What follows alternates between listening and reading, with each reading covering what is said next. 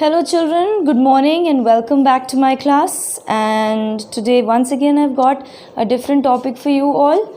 We've already studied about the Constitution of India, children. So today we are going to study more about what the Constitution talks about and what happens during the Constitution, or what happens, what all laws, how are the laws implemented, how do they get implemented towards for the people. So today we are going to study a different lesson that is related to Constitution, that is the democratic government. Everybody knows that democracy means power which is to the people, for the people and by the people. So children, democratic government, like I said in the Constitution, every independent country has its own constitution and every independent country has its own democratic government in order to make or run the country. Let us narrow down the important roles of the government. But before that, let me give you an example. For example, if you don't have any principal or teachers in the school, imagine how the school is going to be. It is going to be indisciplined, no monitoration, then every child must be doing whatever he or she wants to, noises, fighting around, wandering around, loitering around. So this too will happen if the government of India or our country or any other country does not have the individual freedom or the democracy. It becomes difficult to lead the country if we don't have a government, a proper government. We have all the rights, we have all the principles, we have all the responsibilities, and to enjoy all these rights, they give the power and authority to a group or a body which is known as the government. So let's talk about it. We need government to set the laws which are fair, and then we need the laws to be implemented. And the laws which are implemented, we are going to make sure that, or the government makes sure that no disputes are there related to the laws. No Hindu, no Muslim, nothing like this. So we want a peaceful country, and therefore we have a government to sort out the rules of the country. 3 branches of the government are found: the legislature, which makes the laws, then we have the executive, which implements these laws, and then the third we have the judiciary, which settles all the disputes related to the laws. Now you know that India consists of different states and different union territories. When we call it together, they make up the Indian Union. The Indian Union has the government at the center and one in each state. The Indian Union has a government at the center, and that is known as the central government. And those in the states are known as state government, children. They are known as the state government. And the power is divided between them, and the power is known as the federal structure.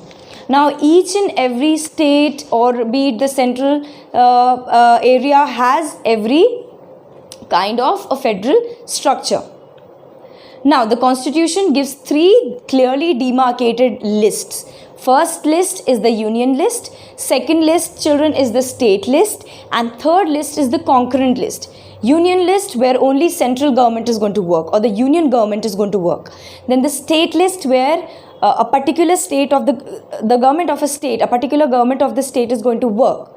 And then there is a concurrent state where both the government or both the department is going to work, both the government is going to work together. That is known as the concurrent list. So what comes in the union list? Railways comes in the union list. Then we have defense, we have foreign affairs, we have national security, we have waterways and currency. What comes in the state list? In the state list, children, we have agriculture within the state, markets, police, fairs, which is within the state, transportation, communication, which is within the states. And then a set of list has been sorted out by the government where both central as well as the state government is going to work. That is the education department. Right now, COVID-19 is going all around. So central government as well as the as well as the state government, both are going to work simultaneously, assisting each other that whether to open the schools or not, whether are we supposed to, what are we supposed to do related to the education. Then we have the wildlife. What is to be done with the wildlife? Electricity, factories, archaeological sites, all these lists, all these sections have to be looked after, both central government as well as the state government. Now children, the legislature. The legislature is the highest law-making body and which is also known as the parliament or the Sansad. You must have heard Sansad Bhavan mein aaj this happened or that happened. So Parliament House, let me show you on the screen how a Parliament House looks like. Now children, if you have a look at the screen, here, the Parliament House or the Sansad Bhavan looks like this.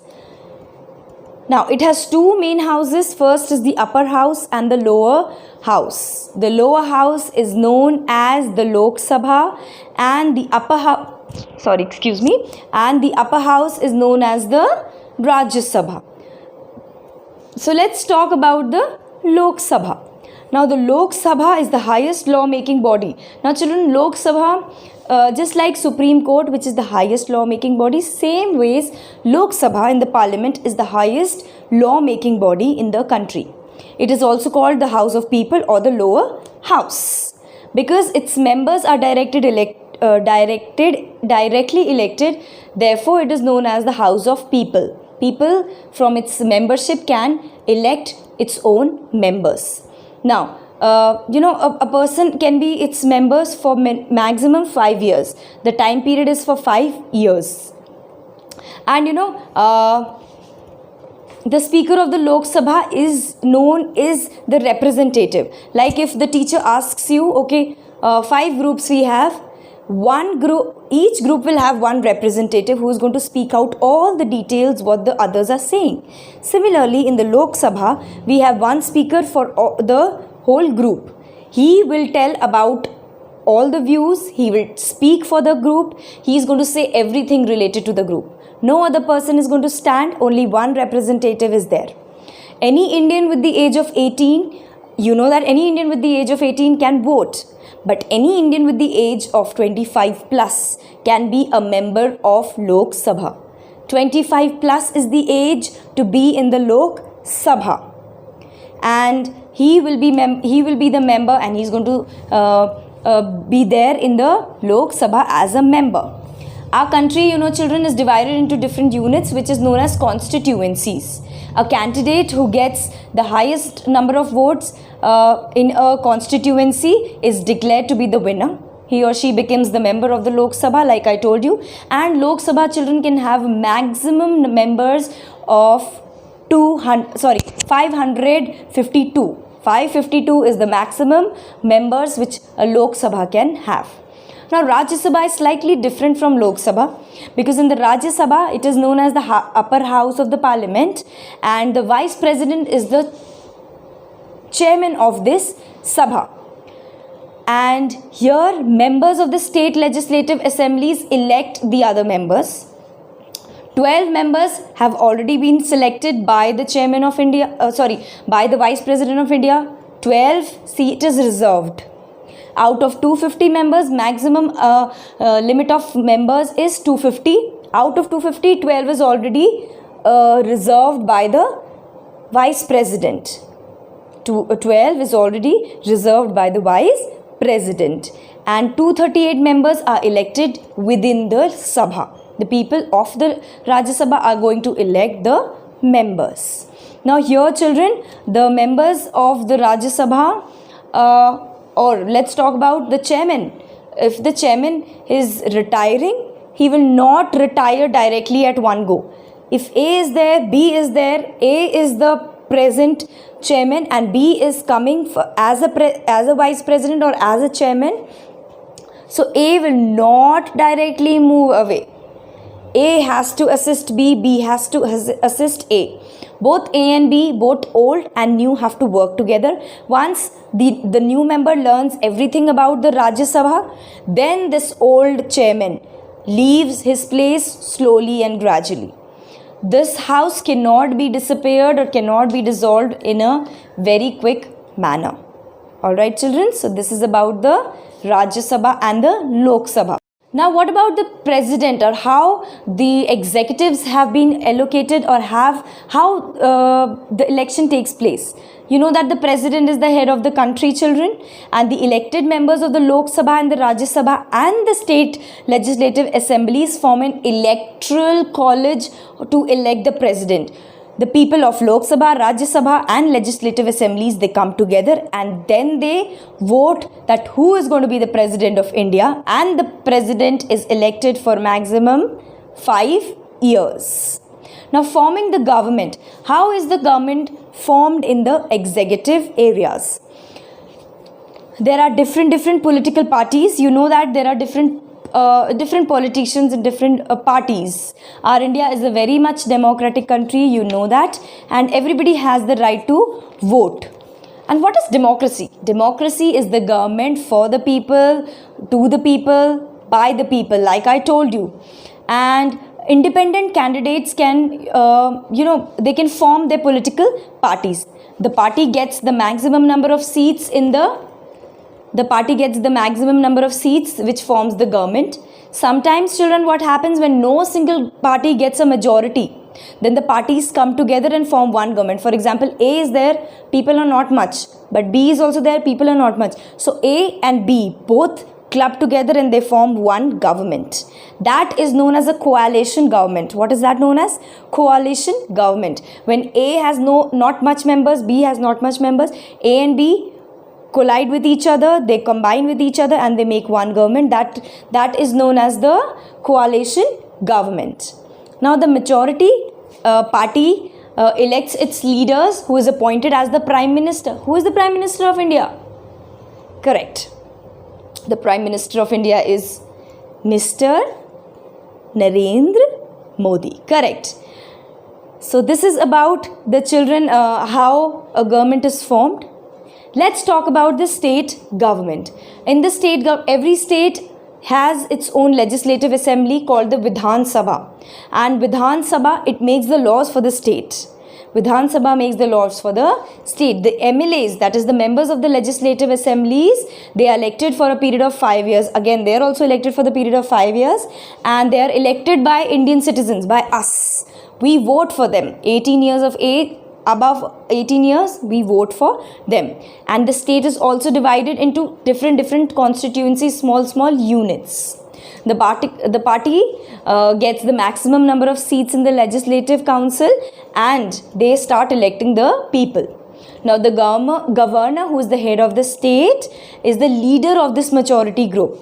Majority people, he becomes the governor becomes the leader of the group. Let's talk about the judiciary.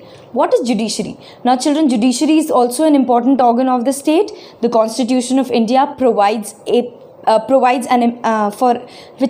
for an independent judiciary. Then the Supreme Court is the apex court, children. It is the main court in India, which is based in New Delhi, and Supreme Court is the highest judicial body in a country. And then I told you we have High Court. High Court is also one of the courts in our India, and we can also knock the doors of the High Court plus the Supreme Court. Then union territories. How are union territories governed? The president directly governs the union territories. There are not much union territories, children, so it comes in the hands of the president. An administrator is appointed by the union government for each union territory. Puducherry and National Capital Territory, or the Delhi, are unique and they have their own legislatures. So, when we talk about the union territories, children, union territories comes in the hands of the president. I hope, children, you have understood this lesson. I know it is very tricky, it is very confusing, but once you read the lesson again, once you try to see this video and learn more about it, you'll be easily able to solve your concept. Your concepts will get cleared if you are able to understand the lesson. For that, you need to read the lesson properly and you need to study. So, children, stay healthy, stay safe. Bye-bye. Take care. See you with the next video next week. All the best, children. Take care. Bye-bye.